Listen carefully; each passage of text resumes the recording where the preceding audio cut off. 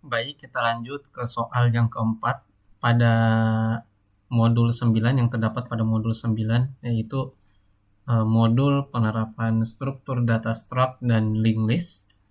Nah, di soal yang keempat ini saya diminta untuk membuat soal data karyawan. Soalnya adalah sebagai berikut: sebuah perusahaan ingin menyimpan data karyawannya, kemudian terdapat saya diminta untuk membuat strat karyawan yang terdiri dari 3 data, yaitu ID, nama, jabatan, gaji, dan lain, dan ID, nama, jabatan, dan gaji untuk setiap karyawan. Kemudian saya juga diminta untuk membuat fungsi untuk menambahkan karyawan, lalu fungsi untuk menampilkan daftar karyawan, lalu fungsi untuk menghitung total gaji karyawan, dan juga fungsi untuk mencari karyawan berdasarkan ID-nya. Baik, langsung saja kita lanjut ke tahap pertama, yaitu tahap coding atau pengetikan program.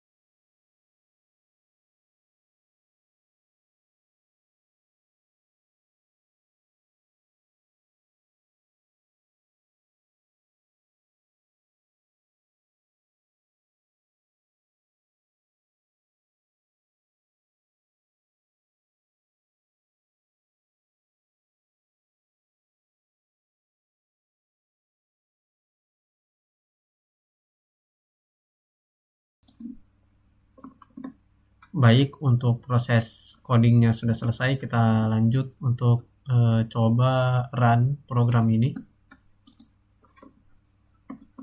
Nah, di sini program menghasilkan output berupa pilihan, ada tambah karyawan, tampilkan semua karyawan, hitung total gaji, cari karyawan berdasarkan ID, dan juga keluar. Kita coba terlebih dahulu tambah karyawan.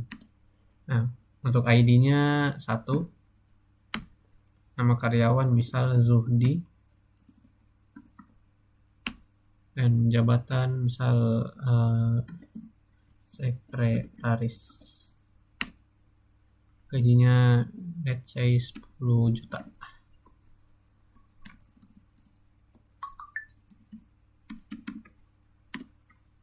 Nah, kemudian tampilkan karyawan. Ini kita coba lagi yang tampilkan karyawan, yaitu menu 2.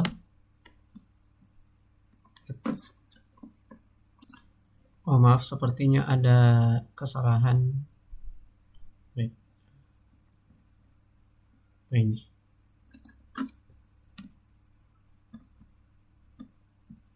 Baik, mungkin kita coba jalankan ulang ya.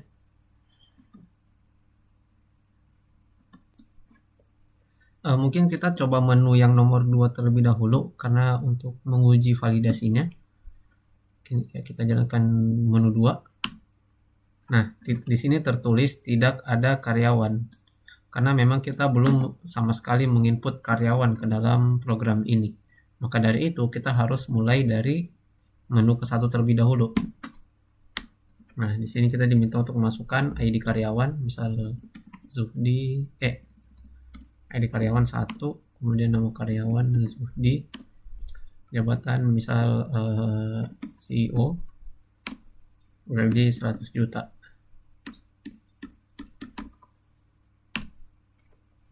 Nah, kalau misalnya sudah kita input, lalu kita memilih menu nomor 2, maka akan ditampilkan di sini daftar karyawan yang sudah diinput tadi. Nah, kemudian untuk menu ketiga itu hitung total, maaf ini agak sedikit typo, hitung total gaji.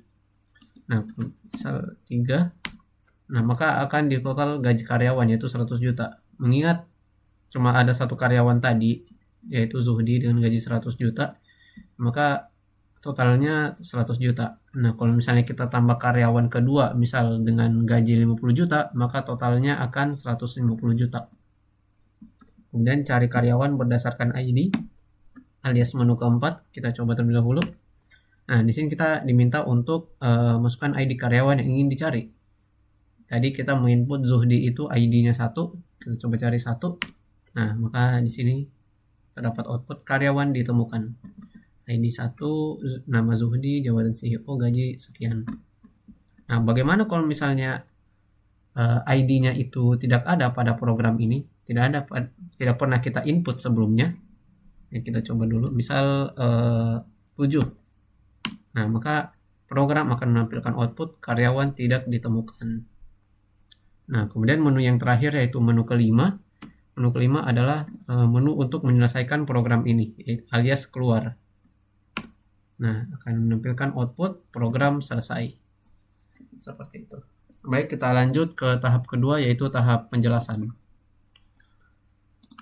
Nah, untuk tahap penjelasannya kita mulai dari baris pertama terlebih dahulu. Di sini biasanya ada, seperti biasa, ada library, yaitu include stdio.h dan string.h.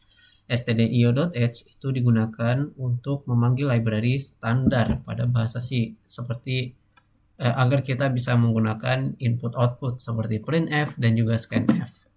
Kemudian string H ini berfungsi untuk operasi string atau teks, karena pada program ini itu terdapat fungsi strcspn yang mana itu membutuhkan library string.h. Nah, kemudian lanjut ke definisi struct karyawan. Nah, di sini saya membuat sebuah struct yaitu karyawan yang terdiri dari 4 elemen, yaitu ID, nama, ID yang berbentuk integer, nama yang berbentuk char, jabatan yang berbentuk char, dan juga gaji yang berbentuk float. Kemudian lanjut ke fungsi pertama, yaitu fungsi untuk menambahkan karyawan. Di sini saya menamainya void tambah karyawan. Jadi saya membuat fungsi agar programnya itu lebih modular dan rapi. Nah, untuk parameter pertama adalah struct karyawan. Kemudian parameter keduanya adalah pointer jumlah karyawan. Nah, pointer itu digunakan agar perubahan nilai dari jumlah karyawan di dalam fungsi itu dapat memengaruhi variabel asli di fungsi main. Fungsi main itu yang di bagian bawah alias fungsi utama.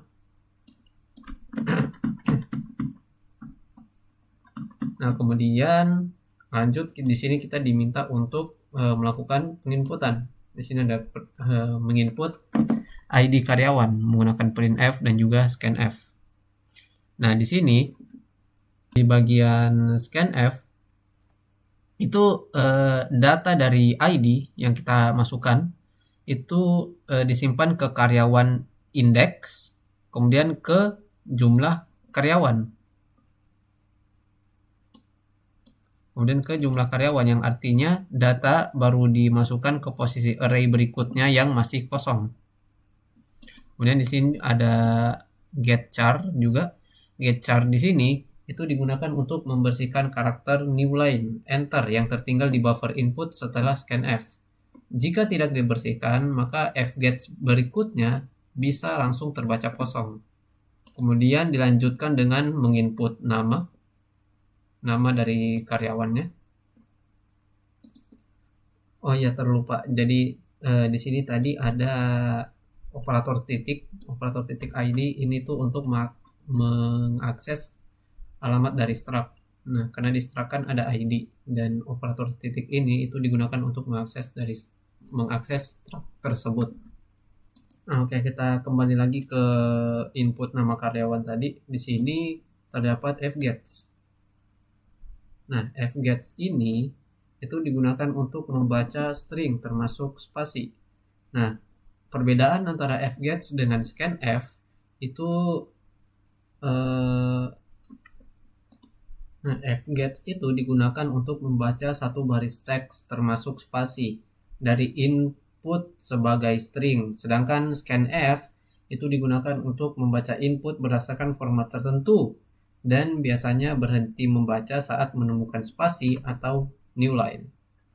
Nah, kemudian di sini ada dua parameter. Yang parameter pertama itu lokasi penyimpanan string dan parameter kedua yaitu size of.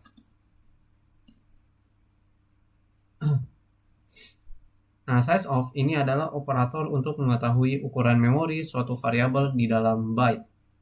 Nah, ini digunakan agar fgets itu tidak membaca melebihi kapasitas array dan mencegah yang namanya buffer overflow. Kemudian ada parameter ketiga yaitu stdin. Nah, stdin ini itu standar input yaitu keyboard. Nah, kemudian di baris selanjutnya, nah ini adalah salah satu baris yang paling penting, yang mana di sini fgets otomatis menyimpan karakter new line atau enter. Nah, strcspn di sini itu digunakan untuk mencari posisi karakter dari new line.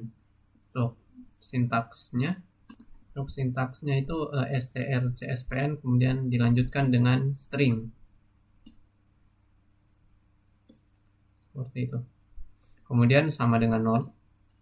Nah, sama dengan 0 ini itu artinya mengganti new line dengan karakter null atau 0.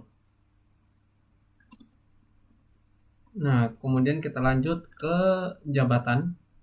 Nah, sebenarnya untuk jabatan ini kurang lebih mirip dengan baris sebelumnya yaitu nama karyawan, cuma hanya terdapat sedikit perbedaan saja.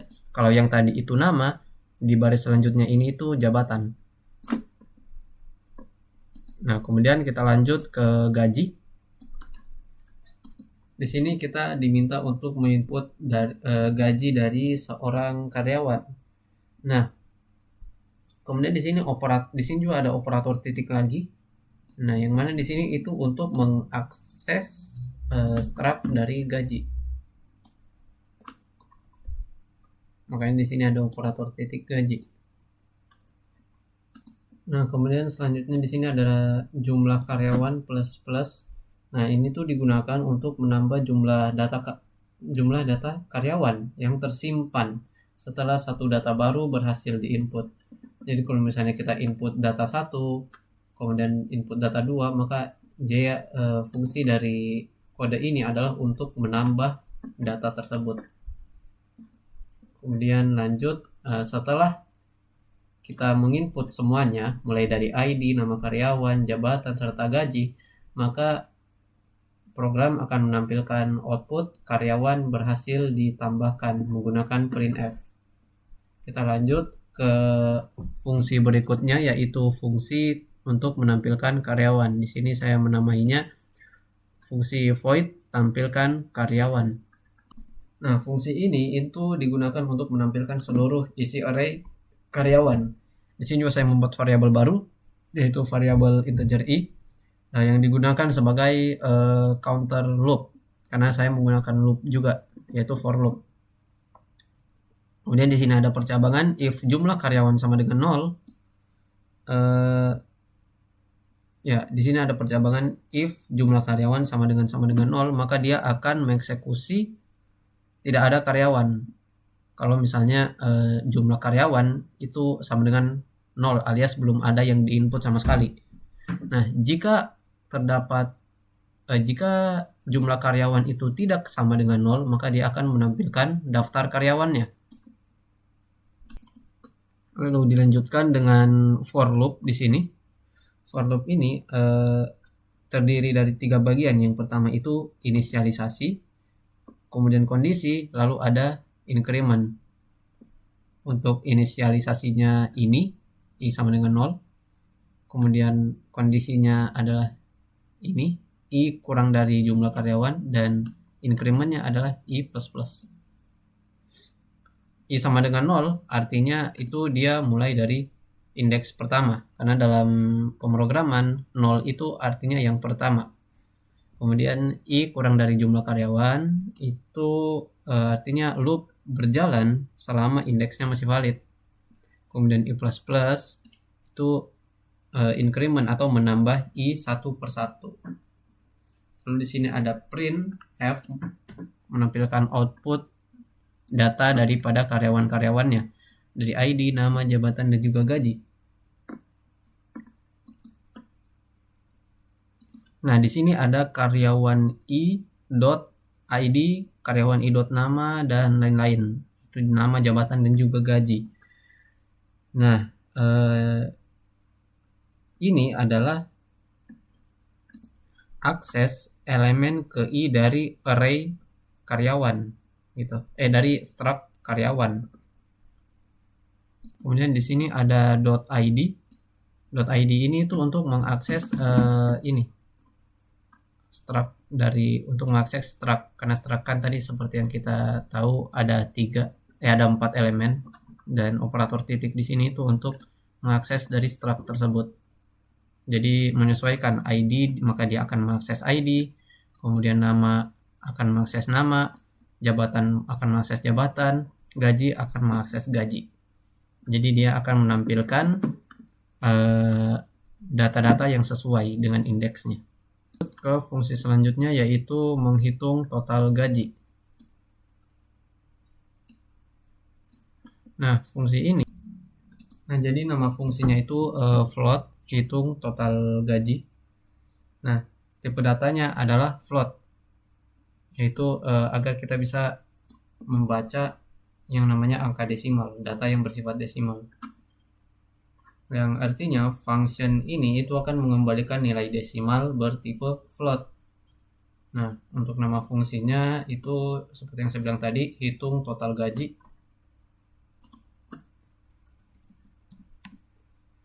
Hitung total gaji. Kemudian untuk parameter pertama, struct karyawan. Nah, artinya fungsi ini menerima array yang berisi struct karyawan. Ketika array dikirim ke function dalam bahasa C, sebenarnya yang dikirim adalah alamat elemen pertama array atau pointer. Nah, karena itu, function dapat membaca isi array asli tanpa membuat salinan seluruh array sehingga lebih hemat memori. Kemudian parameter kedua adalah integer jumlah karyawan.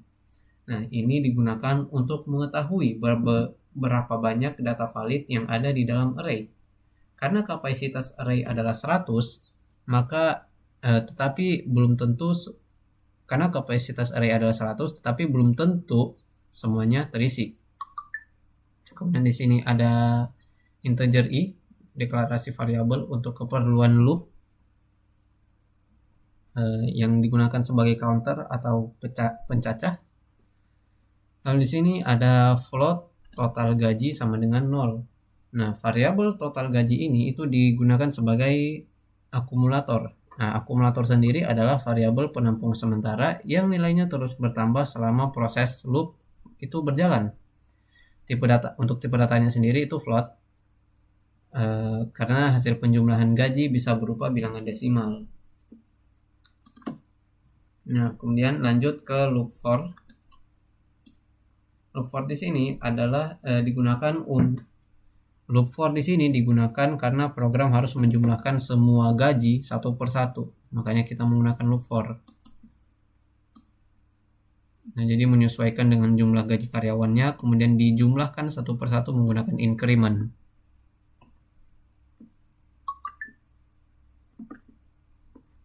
Ya, jadi kalau misalnya i kurang dari jumlah karyawan itu maksudnya loopnya ini akan terus berjalan selama nilai i itu masih lebih kecil daripada jumlah karyawannya. Jadi misal karyawannya 4, nah maka kalau misalnya jumlah karyawannya 1, 2, dan 3 itu loopnya akan berjalan terus.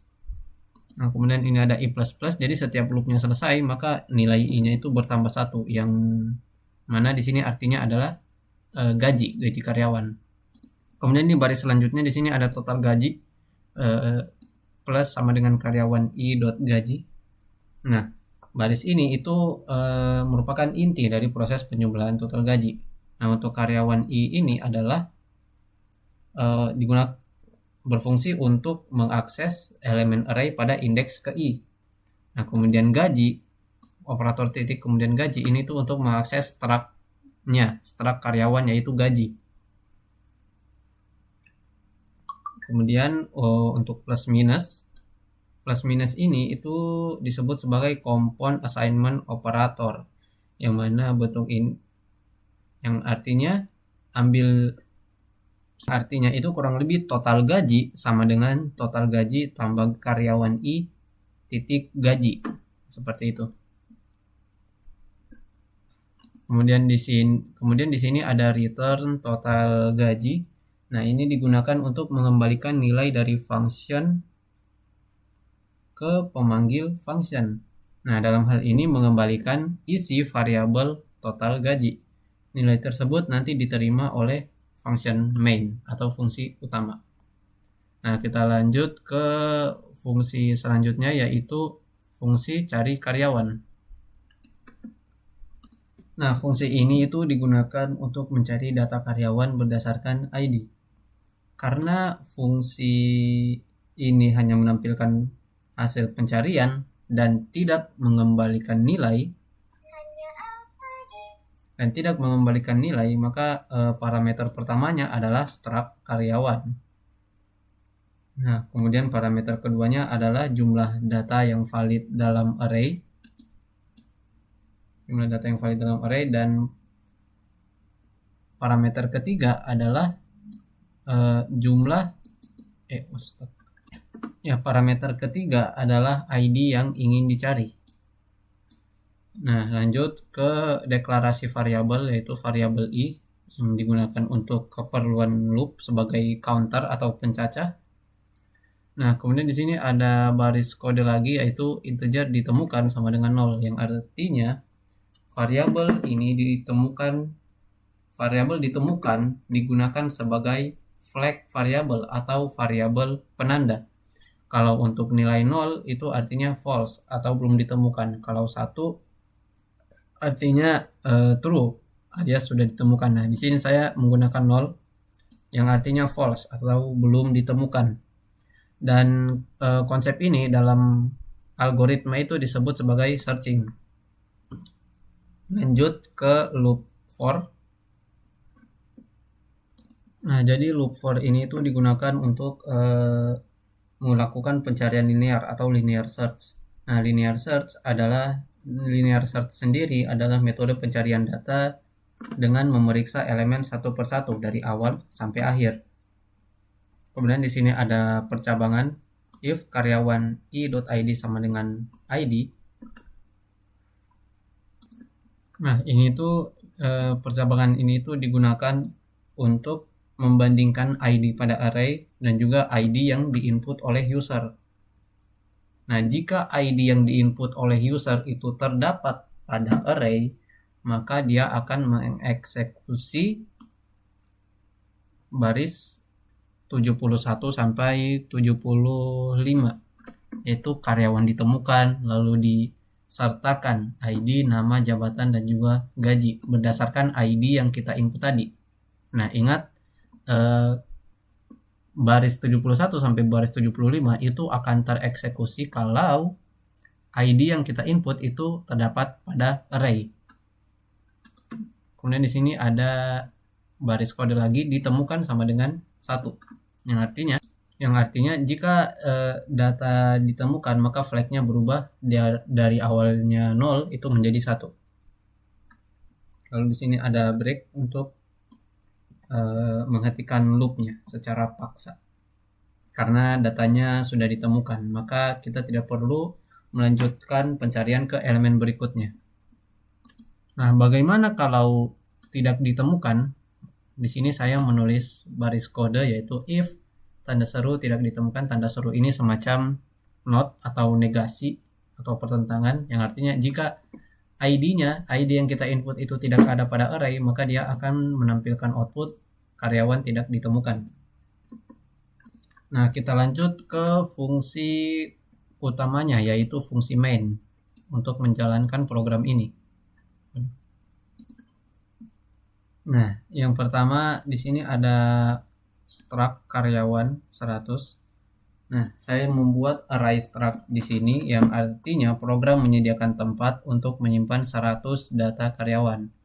Dan array disimpan secara continuous di memori, yaitu berurutan. Kemudian di sini ada integer jumlah karyawan sama dengan 0, yang artinya variabel ini menyimpan jumlah data yang benar-benar sudah diinput.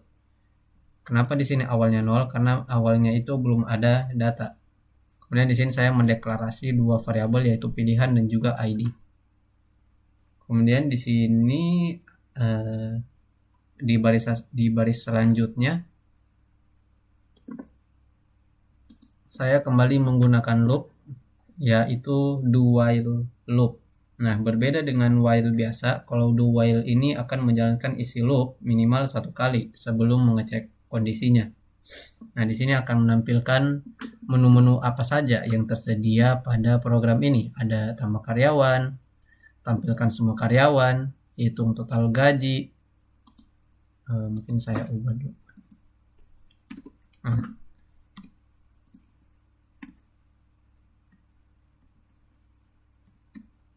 Hitung total gaji, cari karyawan berdasarkan ID, dan yang terakhir ada keluar. Dan kita diminta untuk menginput. Di sini saya menggunakan printf dan juga scanf menginput menu yang ingin kita jalankan. Dan input dari scanf ini itu akan menyimpan input menu dari variabel pilihan. Nah, kemudian di sini saya menggunakan switch. Nah, switch itu digunakan untuk multiple selection atau semacam pilihan ganda atau pilihan banyak kondisi. Nah, switch case ini tuh lebih rapi daripada percabangan if else. Misal kayak case 1. Case 1 itu artinya jika kita menginput 1 pada scanf. Begitu juga dengan case 2 jika kita menginput 2, case 3 jika kita menginput 3, 4, dan seterusnya. Nah, kalau kita menginput 1, mungkin kita jalankan ulang lagi programnya.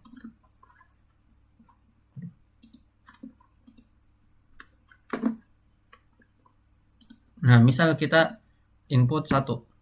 Nah, maka dia akan mengeksekusi memanggil fungsi tambah karyawan. Nah, untuk fungsi tambah karyawan sudah saya jelaskan tadi sebelumnya. Nah, intinya jika kita memilih 1, maka dia akan mengeksekusi tambah karyawan. Ya Allah. Nah, ini kita diminta untuk memasukkan ID karyawan dan lain-lain. 1 Zuli 100. Nah, bagaimana kalau misalnya kita menginput 2? Kalau kita menginput 2, maka dia akan mengeksekusi fungsi tampilkan karyawan. Nah, seperti biasa fungsi tampilkan karyawan juga sudah saya jelaskan tadi sebelumnya.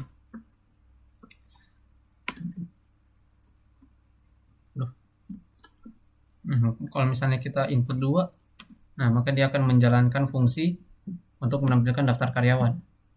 Nah, kemudian kalau misalnya kita pilih 3, dia akan mengeksekusi fungsi hitung total gaji. Tapi diawali dengan output printf terlebih dahulu, yaitu total gaji karyawan. Kemudian dilanjut untuk mengeksekusi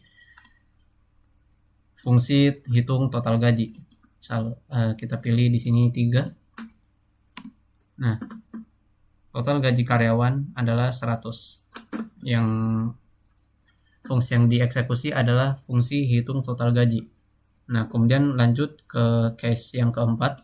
Nah, jika kita memilih 4, maka dia akan mengeksekusi fungsi cari karyawan, tapi terlebih dahulu dia akan memberikan output berupa penginputan. Jadi user diminta untuk menginput terlebih dahulu ID yang ingin dicari. Kita masukkan 4, kemudian kita masukkan 1. Nah, ditemukan ID 1 dengan nama jabatan dan gaji sebagai berikut. Nah, kalau 5, kalau kita case 5 kan tadi artinya keluar ya di menu.